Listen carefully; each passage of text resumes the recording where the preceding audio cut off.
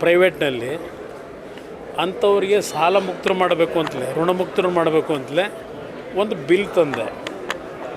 ನನ್ನ ಸರ್ಕಾರ ಹೋಯ್ತು ಬಿಲ್ಲನ್ನು ಕಸದ ಬುಟ್ಟಿಗೆ ಹಾಕಿದ್ರು. ಅದಷ್ಟೇ ಅಲ್ಲ, ಸಾಲ ತೆಗೆದುಕೊಂಡಂಥವ್ರು ಸಾಲ ತೀರಿಸ್ಲಿಕ್ಕೆ ಆಗದೇ ಇರತಕ್ಕಂಥ ಪರಿಸ್ಥಿತಿನಲ್ಲಿ ಅದಕ್ಕೆ ಏನು ಪರ್ಯಾಯ ಅಂತಕ್ಕಂಥದ್ದಕ್ಕೆ ಕೇರಳ ರಾಜ್ಯದಲ್ಲಿ ಅಲ್ಲಿಯ ಸರ್ಕಾರ ಒಂದು ಕಮಿಷನ್ನ ರಚನೆ ಮಾಡಿದ್ದಾರೆ. ಅಲ್ಲಿಯ ಒಂದು ಮಾಹಿತಿಗಳನ್ನು ಪಡೀಲಿಕ್ಕೆ ಅವತ್ತಿನ ನಮ್ಮ ಕೋಆಪರೇಟಿವ್ ಮಿನಿಸ್ಟರ್ ಬಂಡಪ್ಪ ಅವ್ರನ್ನ ಅಲ್ಲಿ ಕಳಿಸಿ ಎಲ್ಲ ರೀತಿಯ ಮಾಹಿತಿಗಳನ್ನು ನಾವು ಇಲ್ಲಿ ನಮ್ಮ ರಾಜ್ಯದಲ್ಲಿ ಯಾವ ರೀತಿ ಇಂಪ್ಲಿಮೆಂಟ್ ಮಾಡಬೇಕು ಅಂತಕ್ಕಂಥದ್ದಕ್ಕೆ ತೀರ್ಮಾನ ತೆಗೆದುಕೊಂಡಿದ್ದು. ಆದರೆ ಮುಂದೆ ಬಂದಂಥ ಸರ್ಕಾರಗಳು ಇದು ಯಾವುದ್ರ ಬಗ್ಗೆಯೂ ಗಮನ ಕೊಟ್ಟಿಲ್ಲ. ಇವತ್ತು ಹಲವಾರು ಕಡೆ ಈ ಮೈಕ್ರೋ ಫೈನಾನ್ಸ್ಗಳು ವಿತೌಟ್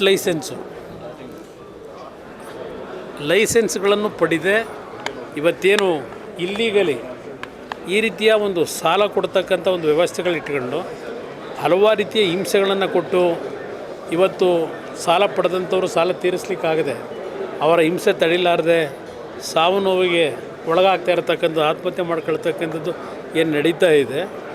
ಸರ್ಕಾರಕ್ಕೆ ಈಗಲೂ ಹೇಳ್ತೇನೆ, ತಕ್ಷಣ ಇದರ ಬಗ್ಗೆ ಎಷ್ಟು ದಿನ ಆಯ್ತು ಈಗಾಗಲೇ ಇದರ ಬಗ್ಗೆ ಬಂದು ಚಾಮರಾಜನಗರದಲ್ಲೇ ಮುಖ್ಯಮಂತ್ರಿಗಳು ಹೇಳ್ತಾರೆ, ನಾನು 28 ಬಾರಿನೋ 30 ಬಾರಿನೋ ಚಾಮರಾಜನಗರ ಭೇಟಿ ಕೊಟ್ಟೆ, ಚಾಮರಾಜನಗರಕ್ಕೆ ಭೇಟಿ ಕೊಟ್ಟ ತಕ್ಷಣ ಅಧಿಕಾರ ಹೋಗುತ್ತೆ ಅಂತಾರೆ, ನಾನು ಇನ್ನೂ ಗಟ್ಟಿಯಾಗಿದ್ದೀನಿ ಅಂತೇಳಿ. ನೀವೇನೋ ಗಟ್ಟಿಯಾಗಿದ್ದೀರಿ, ಆದರೆ ನಿಮ್ಮನ್ನು ಆ ಜಾಗದಲ್ಲಿ ಕೂರಿಸಿರೋ ಜನ ಇವತ್ತೇನಾಗಿದ್ದಾರೆ, ಅವರು ಗಟ್ಟಿ ಮಾಡಲಿಕ್ಕೆ ಏನು ಮಾಡಿದ್ದೀರಿ? ಇದು ಪ್ರಶ್ನೆ ಇಲ್ಲಿರೋದು. ಅದರಿಂದ ಈ ಒಂದು ಅನ್ಲೈಸೆನ್ಸ್ಡ್ ಮೈಕ್ರೋ ಫೈನಾನ್ಸ್ನವ್ರು ಏನಿದ್ದಾರೆ ಅದರ ಬಗ್ಗೆ ಸರ್ಕಾರ ಕ್ರಮ ತಗೋಬೇಕು. ಅಧಿಕಾರಿಗಳು ತಗೊಳ್ಳೋಕ್ಕಾಗಲ್ಲ, ಜಿಲ್ಲಾಧಿಕಾರಿ ತೆಗೆದುಕೊಳ್ಳೋಕ್ಕಾಗೋದಿಲ್ಲ. ಇಲ್ಲಿ ಸರ್ಕಾರ ಇದರ ಬಗ್ಗೆ ಅತ್ಯಂತ ಕಠಿಣವಾದಂಥ ಕೆಲವು ನಿರ್ಧಾರ ತೆಗೆದುಕೋಬೇಕು. ಅದಕ್ಕೆ ಸರ್ಕಾರಕ್ಕೆ ನಾನು ಆಗ್ರಹ ಮಾಡ್ತೀನಿ. ಈ ರಾಜ್ಯದಲ್ಲಿ ಹೋಮ್ ಮಿನಿಸ್ಟರ್ ಇದ್ದಾರಾ? ಈ ರಾಜ್ಯದಲ್ಲಿ ಹೋಮ್ ಮಿನಿಸ್ಟರ್ ಇದ್ದಾರೆ ಅಂತ ನೀವೇನಾದರೂ ಅಂದ್ಕೊಂಡಿದ್ದೀರಾ? ಏನು ನಡೀತಿದೆ ರಾಜ್ಯದಲ್ಲಿ? ಏನಾದ್ರು ಒಂದು ಸೆಕ್ಯೂರಿಟಿ ಅನ್ನೋದಿದೆಯಾ? ಬೆಳಗಿನ ಸಂದರ್ಭದಲ್ಲೇ ನೀವು ಬ್ಯಾಂಕ್ಗಳಿಗೆ ನುಗ್ಗೋದು, ATMನಲ್ಲಿ ದುಡ್ಡು ಇಡಕ್ಕೆ ಹೋದಂಥ ತೆಗೆದುಕೊಂಡು ಆರಾಮಾಗಿ ಸಿನಿಮಾದಲ್ಲಿ ಶೂಟಿಂಗ್ ಮಾಡ್ತಾರಲ್ಲ, ಆ ರೀತಿ ಹಣ ತಗೊಂಡು ಹೋಗ್ತಿರತಕ್ಕಂಥ ದೃಶ್ಯ ನೀವು ತೋರಿಸ್ತೀರಿ ಟಿ ವಿಗಳಲ್ಲಿ.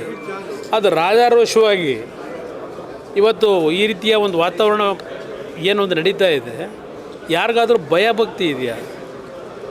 ಇಂಥ ಒಂದು ಪ್ರಕರಣಗಳು ನಡೀತಾ ಇದ್ದರು ನನಗೇನು ಸಂಬಂಧ ಇಲ್ಲ ಅಂತ ಹೋಮ್ ಮಿನಿಸ್ಟರ್ ಹೇಳಿದ್ರೆ, ನಾವು ಇದು ಇಲ್ಲಿಗಲ್ ವೇನಲ್ಲಿ ಮೈಕ್ರೋ ಫೈನಾನ್ಸ್ ಮಾಡಲಿಕ್ಕೆ ಯಾರು ಪವರ್ ಕೊಟ್ಟಿರೋರು? ಸರ್ಕಾರ ಕೊಟ್ಟಿದ್ದೀರಾ ನೀವು? ಇಲ್ಲಿಗಲ್ ಮೈಕ್ರೋ ಫೈನಾನ್ಸ್ ನಡೆಸಿ ಅಂತ ಹೇಳಿ ಏನು ಬೇಕಾದರೂ ಮಾಡ್ಬೋದು ಅಂತ ಇದೆಯಾ? ಇವತ್ತು ರಾಷ್ಟ್ರೀಕೃತ ಬ್ಯಾಂಕ್ಗಳಲ್ಲಿರ್ಬೋದು, ಕೋಆಪರೇಟಿವ್ ಬ್ಯಾಂಕ್ಗಳಲ್ಲಿ ನೀವು ಸರಿಯಾದ ರೀತಿ ಸಾಲಗಳು ಕೊಟ್ಟರೆ ಮೈಕ್ರೋ ಫೈನಾನ್ಸ್ಗೆ ಯಾಕೆ ಹೋಗ್ತಾರೆ? ಇಲ್ಲಿ ಸರಿಯಾದ ರೀತಿಯ ಒಂದು ವ್ಯವಸ್ಥೆಗಳು ಇಟ್ಕೊಳ್ಳದೆ ಇದೆಲ್ಲ ನಡೀತಾ ಇದೆ. ಅವ್ರು ಯಾರು ಬಿಡ್ರಿ, ಅವ್ರ ಬಗ್ಗೆ ಈಗ ಚರ್ಚೆ ಪ್ರೈವೇಟ್ನಲ್ಲಿ ಅಂಥವ್ರಿಗೆ ಸಾಲ ಮುಕ್ತರು ಮಾಡಬೇಕು ಅಂತಲೇ ಋಣಮುಕ್ತರು ಮಾಡಬೇಕು ಅಂತಲೇ ಒಂದು ಬಿಲ್ ತಂದೆ. ನನ್ನ ಸರ್ಕಾರ ಹೋಯ್ತು ಬಿಲ್ಲನ್ನು ಕಸದ ಬುಟ್ಟಿಗೆ ಹಾಕಿದ್ರು. ಅದಷ್ಟೇ ಅಲ್ಲ, ಸಾಲ ತೆಗೆದುಕೊಂಡಂಥವ್ರು ಸಾಲ ತೀರಿಸ್ಲಿಕ್ಕೆ ಆಗದೇ ಇರತಕ್ಕಂಥ ಪರಿಸ್ಥಿತಿನಲ್ಲಿ ಅದಕ್ಕೆ ಏನು ಪರ್ಯಾಯ ಅಂತಕ್ಕಂಥದ್ದಕ್ಕೆ ಕೇರಳ ರಾಜ್ಯದಲ್ಲಿ ಅಲ್ಲಿಯ ಸರ್ಕಾರ ಒಂದು ಕಮಿಷನ್ನ ರಚನೆ ಮಾಡಿದ್ದಾರೆ.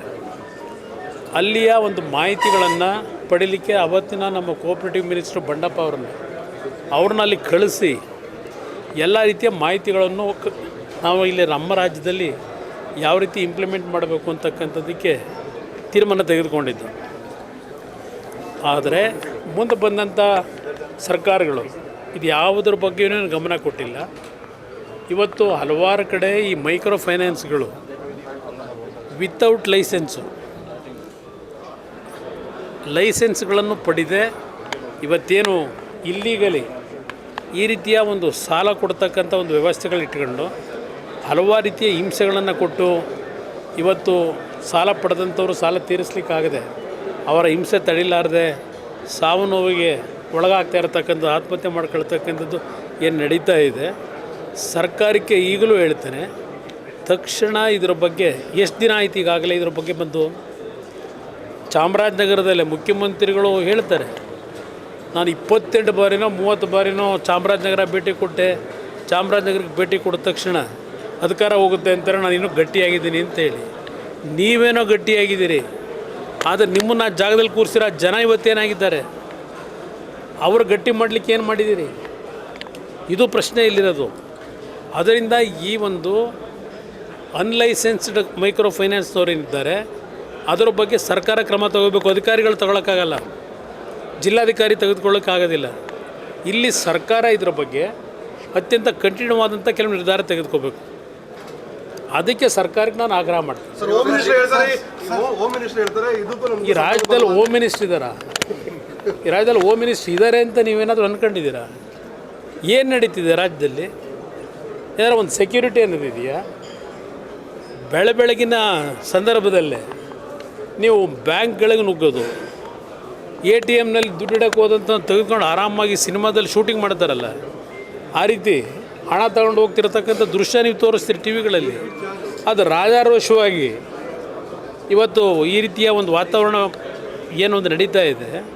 ಯಾರಿಗಾದರೂ ಭಯಭಕ್ತಿ ಇದೆಯಾ?